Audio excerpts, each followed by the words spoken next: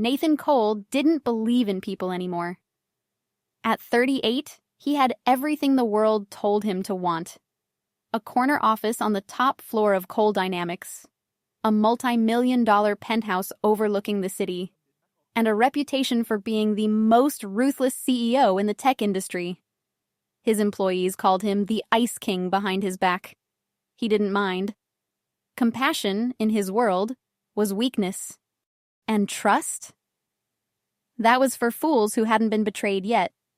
He fired people without blinking, made decisions that saved profits but cost livelihoods, and never once looked back. He wasn't cruel, just efficient. That's what he told himself.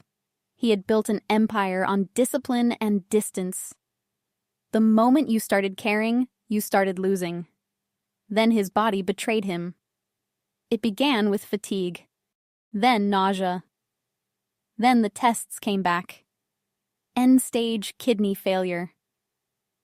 The irony of it made him laugh bitterly. He had always believed he could outwork his mortality. Now, his own organs were shutting down like failing servers in a system he couldn't control. Within weeks, he was in the hospital. Not the gleaming corporate one his company sponsored, but a quiet, unbranded facility across town.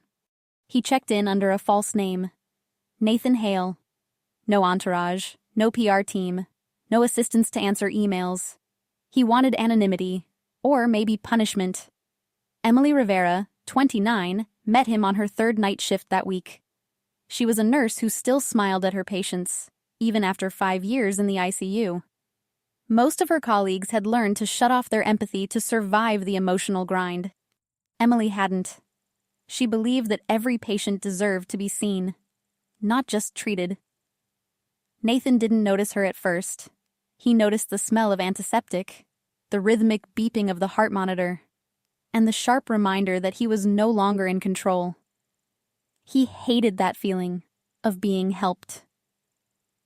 "Good evening, Mr. Hale," Emily said softly, checking his IV. "How are you holding up tonight?" He gave a dry laugh. "Let's see. I'm hooked to a machine, my kidneys are shot, and I can't even walk to the bathroom without a nurse escort. I've been better." "Then tonight, let's make it slightly less awful," she said with a grin so genuine it caught him off guard. He didn't reply, but for the first time in weeks, he didn't feel like snapping. Days turned into weeks. Emily became the one constant in his sterile, silent world. She'd bring him extra blankets when the nights got cold, sneak in real coffee when the doctors allowed it, and talk to him about ordinary things: her cat, her little brother's soccer games, the garden she was trying to grow on her apartment balcony. She never asked about his job, or his wealth, or the world outside the hospital walls. She treated him like a person, not a diagnosis. And that terrified him more than dying, because for the first time in years, someone's kindness wasn't a transaction. It wasn't networking. It wasn't image management. It was real. One night, when the ward was quiet, Nathan asked, "Why do you even care so much? People die in this place every day. Doesn't it wear you down?" Emily paused, adjusting his blanket. "It does. But if I stop caring, then what's left of me? I can't control who lives or dies, but I can control how I make them feel while they're still here." Nathan stared at the ceiling. He didn't have an answer. For once, silence didn't feel like victory. It felt like reflection. 2 weeks later, his doctor told him the truth. There was no compatible kidney donor on the registry. His condition was deteriorating fast. He had months left, maybe less. When Emily came to check on him that evening, he didn't speak. He just stared out the window, eyes hollow. After a while, she sat beside his bed. "What if," she said quietly, "you didn't have to wait for a stranger?" He turned to her, confused. "What are you talking about?" "I already got tested," she said, voice trembling slightly. "We're a match." Nathan froze. "You what?" "I wanted to be sure before saying anything." "Are you insane?" His voice cracked. a mix of anger and disbelief. You can't just give your kidney to some dying man you barely know. You're not some dying man, she said simply. You're a person. You're someone who deserves a chance. If I can help, I should. Nathan felt something in his chest that wasn't pain, but it scared him more than any diagnosis. He'd spent years believing kindness was a myth, a tactic used by weak people. Now it was sitting in front of him, in scrubs, with tired eyes and trembling hands. The surgery happened a week later. Nathan didn't remember much, just her voice before he went under anesthesia. "Don't worry, Mr. Hale. You're not alone anymore." When he woke, everything hurt, but he was alive, and so was she. Emily's recovery was slower than his.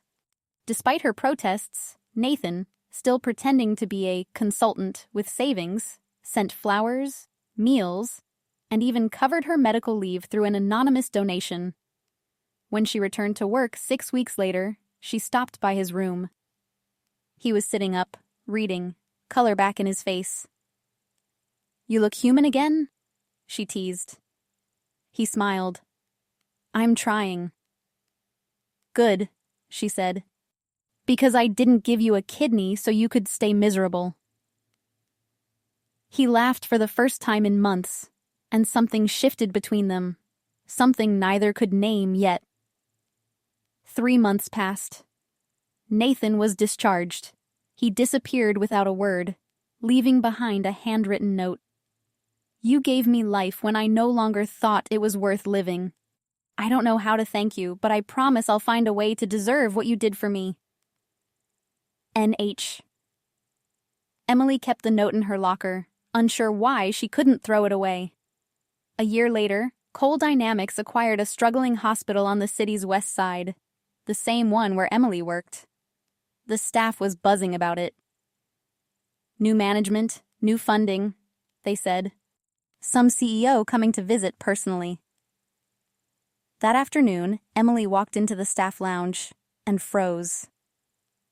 Nathan stood there in a tailored navy suit, healthier, sharper, but unmistakably the same man whose life she'd saved. Their eyes met. "You," she whispered. He nodded. "It's me. My real name is Nathan Cole." You're the Nathan Cole? The CEO who—" He raised a hand, smiling softly. "The one who used to think people were just assets on a spreadsheet?" "Yeah. That one." She shook her head, half laughing, half crying. "You lied to me." "I hid," he corrected. "I didn't think someone like you would treat me the same if you knew who I was." "You're right," she said. "I wouldn't have treated you the same." His face fell, until she added, "I would have been even more terrified of screwing up." He laughed, a quiet, broken sound. "You saved my life, Emily. Not just the body part, the whole thing." "And what now?" she asked, folding her arms. "Are you here to give me a promotion or something?" "No," he said softly. "I'm here because I finally figured out what I want to build, and it's not another company." He stepped closer. "For the first time, I want to build something that lasts, with someone who believes in kindness." Her heart stuttered. "Nathan." He took her hand gently. "You taught me that people aren't numbers. You taught me to live like I actually deserve the life you gave me." She smiled through tears. "So what are you saying?" "I'm saying," he said quietly, "that I don't just owe you my life. I want to share it with you." They married 2 years later, a small ceremony in the hospital garden where they first met. Nathan insisted on walking down the aisle with a scar visible above his shirt collar, a quiet reminder of the woman who'd saved him. When he gave his vows, his voice broke halfway through. "I used to think power meant control. Then I met you and realized power means having someone who could have walked away. And chose to stay." Emily squeezed his hand, whispering, "I didn't save a CEO. I saved a man worth saving."